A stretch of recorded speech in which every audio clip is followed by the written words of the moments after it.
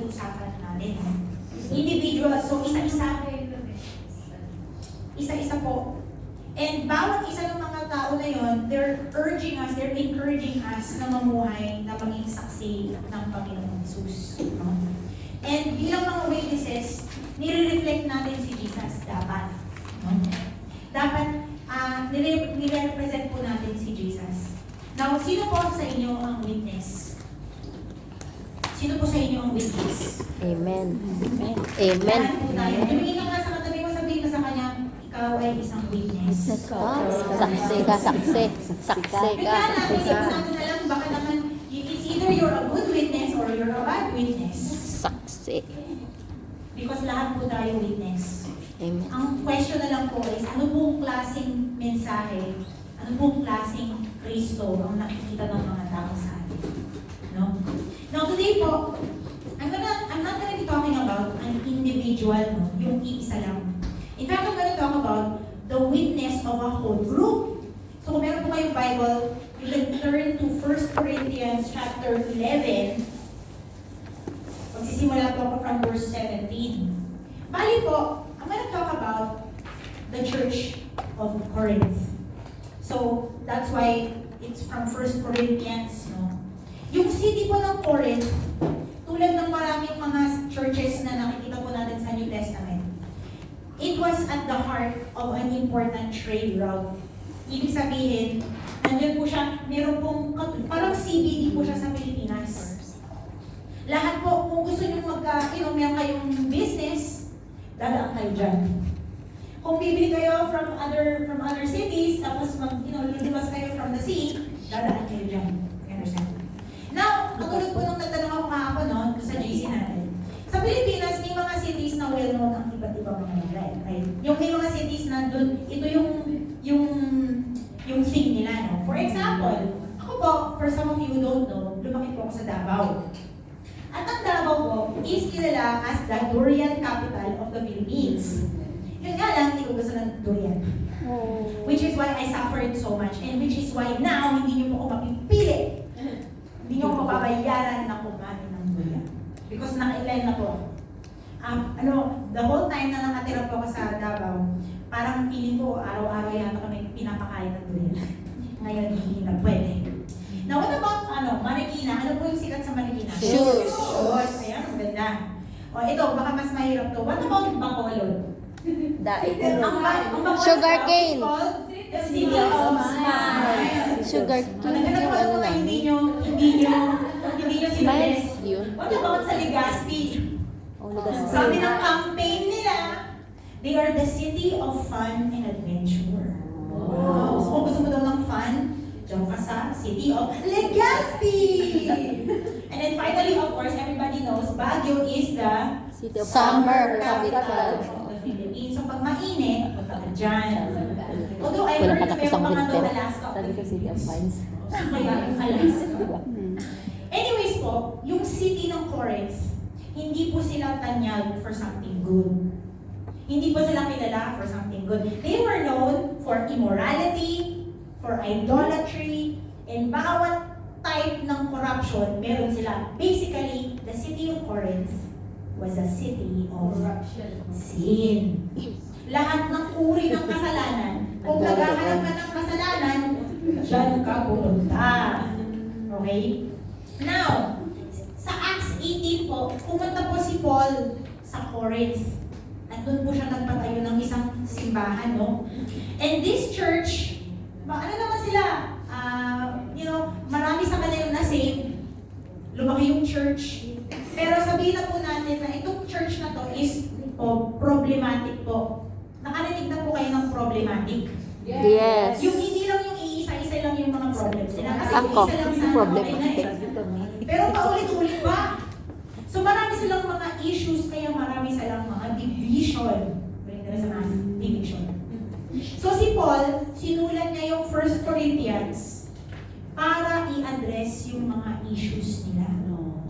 And kung gusto niyo po ng spoiler alert, hindi po sila natuto, kaya that's why there is 2 Corinthians pa.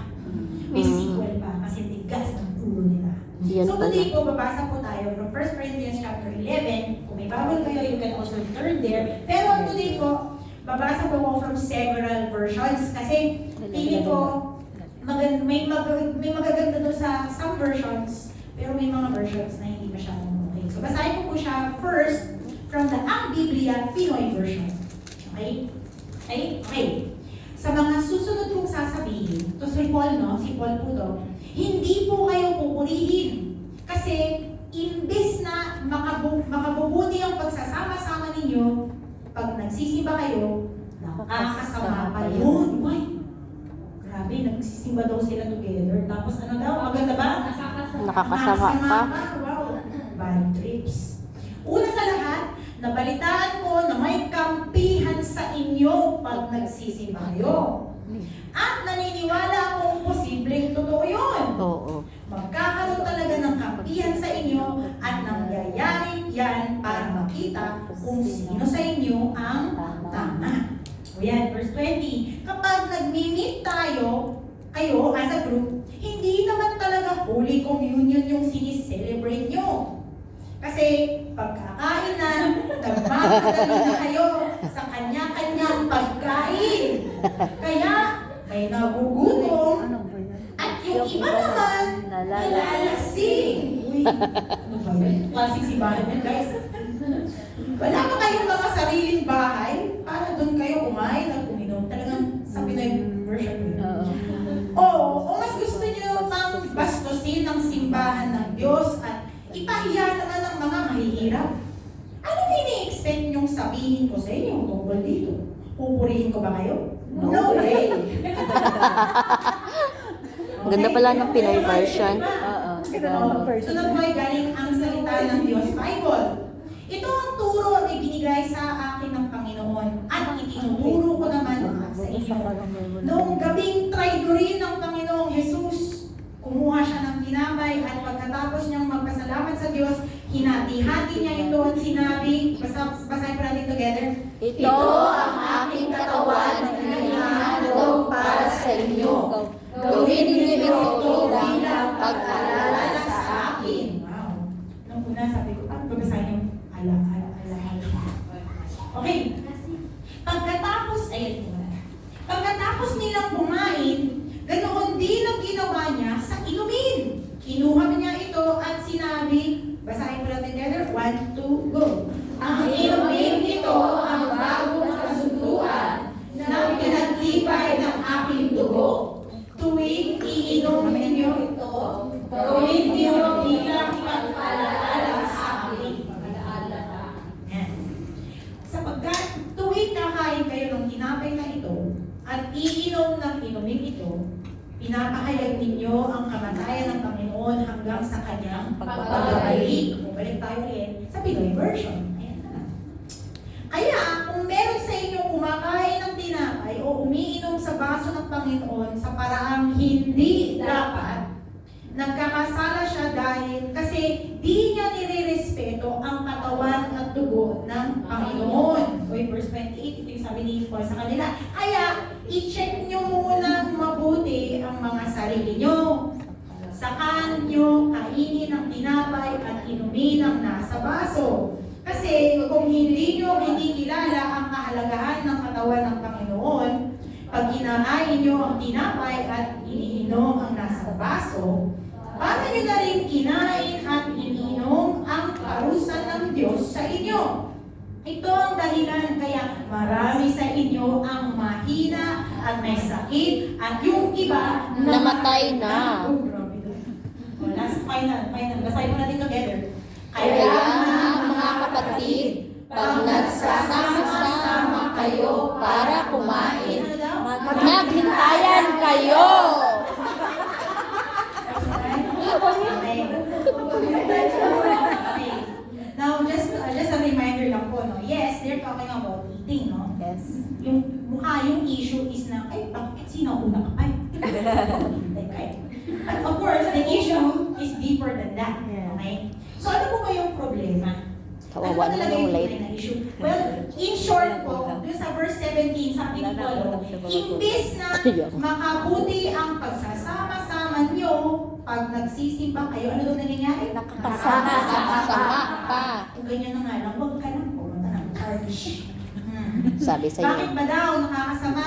Number 1, kasi may Kampihan. Yung tipong physically they are together, pero socially, emotionally, baka mentally, spiritually, divided sila.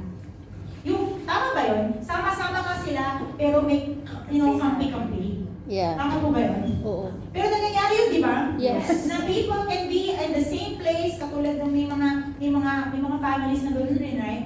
Na maybe the husband and the wife, they're not doing well, pero they're just together for the sake of the family. Yes. Pero kala niyo ba, hindi nila alam?